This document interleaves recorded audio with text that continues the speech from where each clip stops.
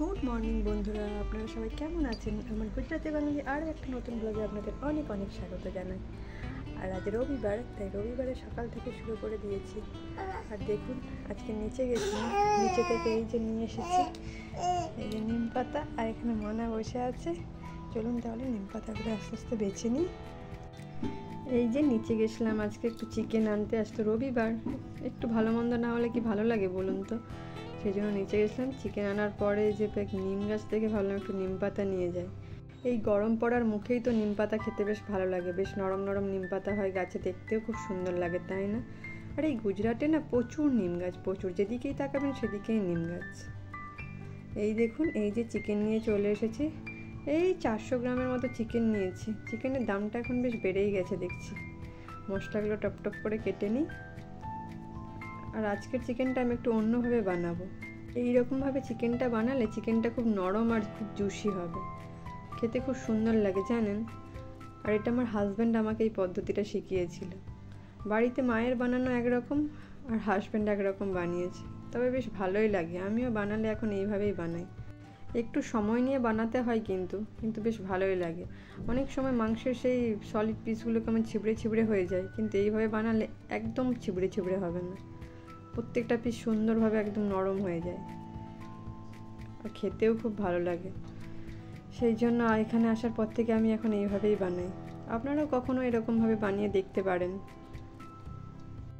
তবে চিকেন এমনই একটা জিনিস যে যেমন খুশিভাবে বানাতে পারে, তাই না? নিজেদের ইচ্ছে মতো যেভাবে খুশি বানিয়ে খাওয়া যেতে পারে। দেখুন, আপনাদের সঙ্গে গল্প করতে করতে আমারও প্রায় মশলা হয়েই আসে। টমেটো, পেঁয়াজ, লঙ্কা সব কাটা হয়ে গেছে। এবার আদা রসুনটা একটু গ্রেড করে নেব, তারপর রান্না শুরু করে দেব। এই যে হয়ে গেছে আমার মশলা গ্রেড করা। মশলা এখন সব রেডি। প্রথমে কড়াইটা গরম করে তেল দিয়ে দিয়েছি। এবার আলুগুলো ভেজে নেব। প্রথমে একটু লাল লাল করে আলুগুলোকে আগে ভেজে নেব। তেলটা একটু গরম হয়ে যাক। আর এই যে একটু হলুদ দিলাম। হলুদ দিলে কি হয়, আর আলাদা করে আলুতে হলুদ দিতে হয় না, আলুর কালারটা খুব সুন্দর আসে। আজকে আর বেশি কিছু বানাবো না, এই একটু চিকেন আর স্যালাড, বাস। মা আর মেয়ে তো দুপুরে খাবো, ওর বাবা তো ডিউটি চলে গেছে, সে একদম রাতে এসে খাবে। সেই জন্য দিনে আর বেশি কিছু বানাবো না। চলুন, এই যে এবার আলুটা একটু ঢাকা দিয়ে দেবো লবণটা দিয়ে। 5-7 মিনিট এটাকে একটু কম আছে মিডিয়াম আছে একটু নেড়ে নেড়ে ঠিক ভেজে নেব। আর এই আলু এমনই একটা সবজি যেটাকে কম্পালসারি সবজি বলা যায়। মাছের সঙ্গেও যাবে, মাংসের সঙ্গেও যাবে, আর সমস্ত সবজির সঙ্গেও যাবে। আর এবছর আলুর দামটাও ভালোই রয়েছে, তাই না? আর যদিও গুজরাটে সারা বছর এই আলুর দাম প্রায় 20 থেকে 30 টাকা থাকে। এই যে অনেকটাই হয়ে আসছে, এবার ঢাকা দিয়ে দিলাম। পাশে কুকারটায় ভাতটা বসিয়ে দেব। চালটাও প্রায় ধোয়া হয়ে গেছে, এই যে দিয়ে দিচ্ছি। চালটা দিয়ে দিয়েছি। এবার পরিমাণ মতো জল দিয়ে দেবো, ওই 2 গ্লাসের মতো জল দেবো, দিয়ে কুকারটা বন্ধ করে দেবো। কুকারে ভাতটা হয়ে যাওয়ার পর আবার দুধ গরম করতে হবে, মানে একটার পর একটা রেডি করে রাখতেই হবে। সব দিন মাথার মধ্যে ঘুরতে থাকে আজকে কি মেনু হবে, আজকে কি মেনু হবে, তাই না? এই যে এবার আলুগুলো প্রায় ভাজা হয়ে গেছে সুন্দরভাবে। এবার আস্তে আস্তে করে নামিয়ে নেব।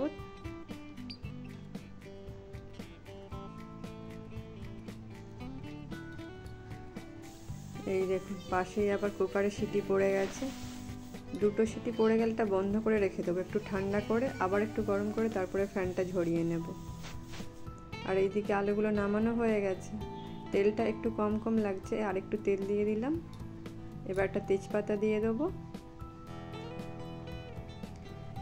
এরপর পেঁয়াজগুলো দিয়ে দেবো।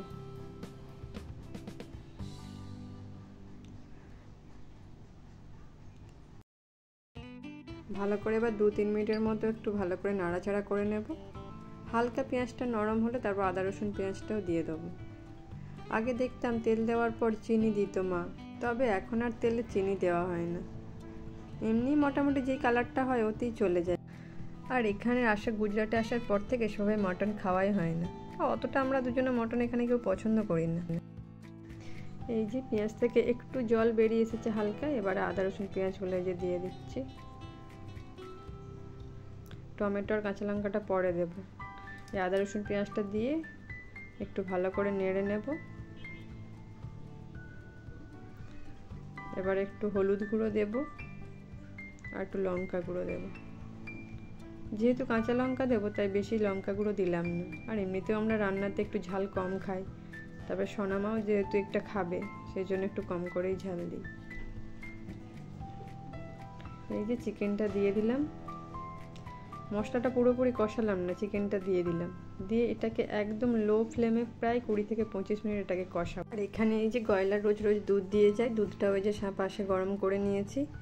আবার ঢাকনাটা খুলি, দেখি কতটা কি হলো। এই দেখুন মোটামুটি কালারটা ভালোই এসেছে আর একটা গন্ধও উঠেছে বেশ।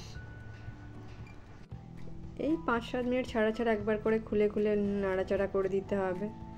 এই মাংস রান্না করতে করতে বিয়ের আগের সেই দিনগুলোর কথা মনে পড়ে যাচ্ছে জানেন। বিয়ের আগে যখন বাড়িতে মাংস রান্না হতো তখন মা উনানে বসে বসে রান্না করতেন, আর আমরা ভাই বোনরা মিলে 3 জনে তখন সামনে বসে থাকতাম, দিয়ে লক্ষ্য রাখতাম কতক্ষণে কষানো হয়। রান্না করার ফাঁকে এই যে ছোট্ট ছোট্ট চালের পাঁপড়গুলো নিয়ে বসে পড়েছি। আগের বছর এই মার্চেই মা বোন ওরা সবাই এসেছিল, তখন নিয়ে এসেছিল এগুলো। কাল বিকেলে অল্প করে তেলের মধ্যে ভেজে এই ছোট ডিবাটার মধ্যে রেখেছিলাম। এখন মা আর মেয়ে টুকটুক করে খাওয়া হচ্ছে। আর এই যে দুধ গরম হয়ে গেছে, দুধ নামিয়ে রেখে দিয়েছি। দিয়ে এই যে আবার ভাতটা বসিয়ে দিয়েছি। এবার ভাতটার ফ্যানটা ঝরিয়ে নেব। চিকেনটা আরেকবার খুলে দেখি কত বাকি। এই চিকেনটা বানাতে অনেকটাই টাইম লেগে যায়, বেশ কষিয়ে কষিয়ে রান্না করতে হয়, আধ ঘন্টা লেগে যায় প্রায়। হ্যাঁ, প্রায় 15-16 মিনিট হয়ে গেল। আবার ঢাকনাটা খুলে নিয়েছি, নিয়ে এবার নাড়ানাড়ি করে টমেটোটা দিতে হবে। 400 চিকেনে এই ধরুন 8-9 পিসের মতো মাংস হয়েছে। এই যে টমেটোগুলো দিয়ে দিচ্ছি আর কাঁচা লঙ্কাগুলো ওই যে একটু নাড়াচাড়া করে তারপর দিয়ে দেবো।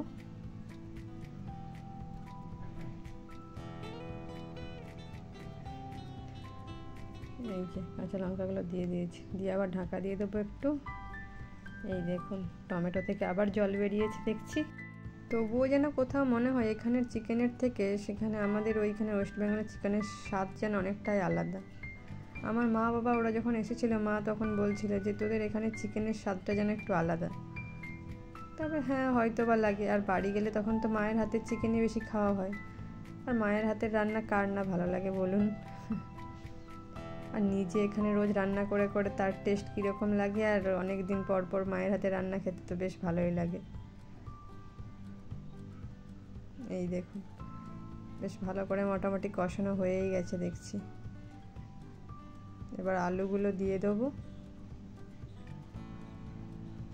এই যে আলুগুলো দিয়ে আর একটু ভালো করে নাড়াচাড়া করে নেব।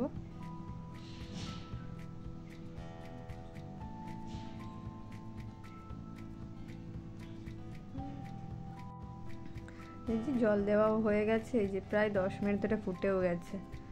সেখানটা একটু স্কিপ করে গেলাম। তারপরে এই যে নামানোর আগে একটু ধনেপাতাটা দিয়ে দিয়েছি, দিয়ে একটু নাড়াচাড়া করে নেব ভালো করে, দিয়ে 2-4 মিনিট পরে এটা বন্ধ করে দেবো। আলুগুলোও দেখেছি যে বেশ ভালোই সেদ্ধ হয়ে গেছে, আর রসটাও বেশ গ্রেভি গ্রেভি হয়ে গেছে, খুব পাতলাও নয় খুব মোটাও নয়। এবার মা আর মেয়ে দুজনে এই যে খেতে বসে পড়েছি। দেখুন স্যালাড নিয়েছি, স্যালাডের পরিমাণটা একটু বেশিই নিয়েছি। স্যালাড খেতে কার না ভালো লাগে বলুন। এক টুকরো লেবু আর স্যালাড, একটু শসা, একটু পেঁয়াজ, একটু গাজর, আর এই যে বাটিতে একটু চিকেন নিয়ে নিয়েছি সোনামা আর আমি। তাহলে শুরু করি, তারপর আবার আসছি। আর এখন সময় ঠিক সন্ধ্যে 6টা বাজতে যায়, কিন্তু এখানে যেহেতু দিনটা অনেকটাই বড় তাই সূর্য এখনও ডোবেনি। দুপুরে একটু ঘুমটুম সেরে নিয়ে তারপর একটু টুকটাক নাস্তা করে বেরিয়ে পড়েছি সোনামাকে নিয়ে একটু পার্কে যাব। আর জানেনই তো বাইকে আসলে আর বাচ্চা নিয়ে আর ভিডিও করতে পারি না। পার্কে চলে এসেছি। পার্কেরই এই যে পাঁচিলের ওপরে একটা বেড়াল বসে আছে। সোনামা দেখে তার কি আনন্দ হচ্ছে, এই যে তার পাপাই তাকে তার সামনে নিয়ে গেছে, বাই বাই করছে, উম্মা দিচ্ছে। এবার পার্কের ভেতরে নিয়ে যাই। নিজেদের তো এটা ওটা কাজে তো টাইম কেটে যায়, কিন্তু বাচ্চাদের টাইম কাটাটা খুব মুশকিল হয়ে যায়, বাড়িতে বসে বসে একঘেয়েমি হয়ে যায়। সেই জন্য যদি আধ ঘন্টাও ঘুরিয়ে নিয়ে যায় ওদের মনটাও বেশ ফুরফুরে হয়ে যায়। সেগুলোকেও তো একটু টাইম বের করে ঘুরিয়ে নিয়ে আসতে হবে বলুন, বাবা মার এটাও তো একটা দায়িত্বের মধ্যে পড়ে। এই যে তাহলে পার্ক থেকে বেরিয়ে পড়েছি, সোনা মা এখন নিজেই হেঁটে হেঁটে চলে যাচ্ছে। চলুন তাহলে বাড়ি গিয়ে আবার রান্না বান্না রয়েছে। এই দেখুন বেরোনোর পথে এই যে একটা সজনে গাছ, দেখুন কি সুন্দর নরম নরম সরু সরু ডাঁটা ঝুলছে। ঠিক আছে তাহলে আজ এই পর্যন্তই। সবাই ভালো থাকবেন, সুস্থ থাকবেন, আর ভালো লাগলে অবশ্যই একটি লাইক করবেন।